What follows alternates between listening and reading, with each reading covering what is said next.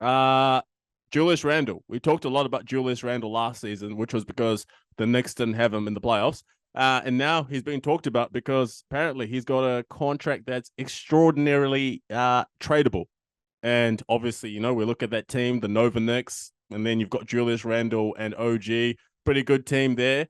Now, obviously, we didn't get to see them with Julius Randle.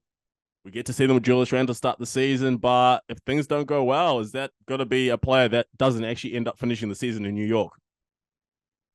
Oh, this contract's extremely tradable. When I first heard that, I was like, they're crazy. There's no way they can trade Julius Randle. And then you look at it. It is in that 26 to 30 mark, and he's going to be an unrestricted free agent when he's 32. Like, that's not bad. Like, he's still going to have good years left for the whole entirety of this contract. His play style is where it gets a little bit untradeable. For a guy of his talent, though, to be getting paid 26 to 30 million each year across the course of this contract, it's a tradable contract. In the current NBA, you need guys with contracts to make big trades and make big splashes. I initially was against this, but yeah, this contract's extremely tradable, and the Knicks should be very happy with the position that they're in right now. I think the Knicks showed as well that it's tradable because they're so good without him.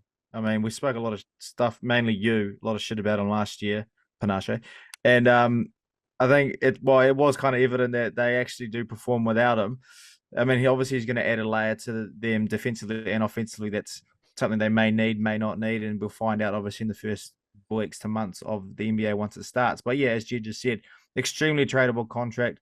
Lots of players out there that they can fill their roster with by trading him, picks, all of the above. And I think the Knicks have done, yeah, as you said, a great job with this contract. My belief was always Julius Randle, no way he sees out the season, the 2024-25 season, that is, with the Knicks. And then, because I thought for sure, if they got Mikal Bridges, the only way that the Nets would agree to that deal was if they got Julius Randle in there and then you add in some other players from the net side, then you make the deal. Obviously, that was not the case. They got picks and now they got Mikal Bridges. But Julius Randle, man, I've the best judge of the future is the past. We've seen this guy in the playoffs. I feel like we've seen this movie multiple times with Julius Randle in the playoffs. Obviously, they didn't have a team that stacked, this stacked as they are now when they had that, but still, we saw what he did in the playoffs. It was not a style that's conducive to winning. The way he plays, I still don't believe it's a style that's conducive to winning because he's a ball dominant guy. He shoots the three well, he's improved, but I mean, we saw what Jalen Brunson did as the number one guy. That's the guy who I want as my number one. My number two guy, now it becomes, oh yeah, do we need him? Do we not? Yeah, I don't know. If things don't go as well as everyone's sort of looking at the service right now, we're like, man, that team is stacked. Look at the wing plays they got. They got Mikal, they got OG, then they've got Dante, they've got Josh Hart. If things don't go well to start the season and it's because Julius Randle's not playing well, then you start to see, okay, he's going to be traded. But who do you trade him to? Because the only player I was looking at was Larry Markkinen. You're not getting Larry Markkinen this season, are you? The only time you can get him is next season. So I've actually had to flip the script and say that Julius Randle will finish the season with the Knicks. Will they make it to the finals? No, I still don't believe they will. I don't even think they'll make it to the conference finals still. The question was like, is Julius Randle tradable? 100% yes. Is there enough out there that the Knicks would trade him? That's probably not. I think the Knicks are so caught up in the trajectory they're in at the moment where they're like, we love all our guys.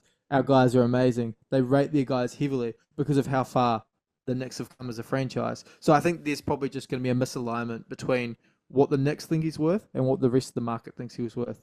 But there could be a situation where, geez, they've got no centre and they want to go get a guy who plays centre and they might have to overpay with Randle. And that could be a situation where he gets traded. But, if they don't bring down their asking price, I wouldn't see him being traded at all. But to answer the initial question, 100% tradable. One thing I'd like to say. Oh, no, go on. Yeah, just what you said there, Jed, if there's a centre that they need and they want to trade for him.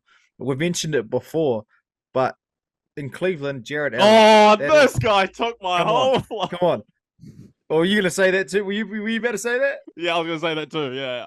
Oh, bro, but see, same wavelength, but that's it. Jared Allen and Julius Randle trade is probably something that could be in the works, could happen. I mean, tell me we all wouldn't love that.